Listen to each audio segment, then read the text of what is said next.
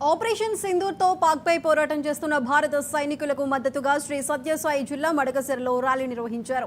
ఈ ర్యాలీలో MLA MS రాజు పాల్గొన్నారు. ఉగ్రవాదాన్ని అణిచివేసే దిశగా భారత్ తీసుకున్న నిర్ణయాన్ని ముక్తకంఠంతో స్వాగతిస్తున్నామన్నారు. దేశం కోసం పోరాడి అమరుడైన జవాన్ మురళీ నాయక్ కుటుంబానికి తామంతా అండగా ఉంటామని భరోసా ఇచ్చారు. దేశ సైనికుల కోసం భారత రక్షణ నిధికి తన వంతు సాయంగా నెల జీతాన్ని విరాళంగా ఇస్తున్నట్లు ప్రకటించారు ఎమ్మెల్యే రాజు.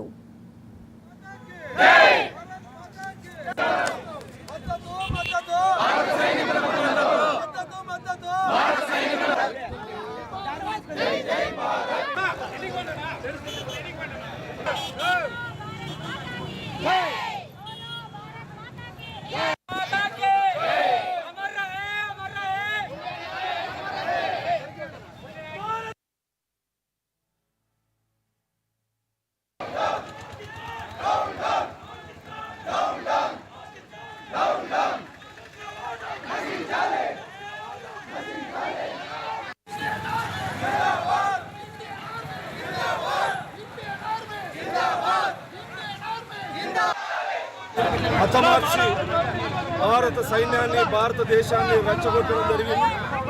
ఉగ్రవాదాన్ని అణిచివేసే దిశగా భారత ప్రభుత్వం తీసుకున్నటువంటి యుద్ధ నిర్ణయాన్ని ఆపరేషన్ సింధూర్ని భారతదేశంలో ఉన్న ప్రతి ఒక్కరూ ముక్త కంఠంతో స్వాగతిస్తూ ఈరోజు భారత త్రివిధ దళాలకు సంఘీభావంగా మడకసిర నియోజకవర్గంలో సంఘీభావ ర్యాలీని ఏర్పాటు చేయడం జరిగింది.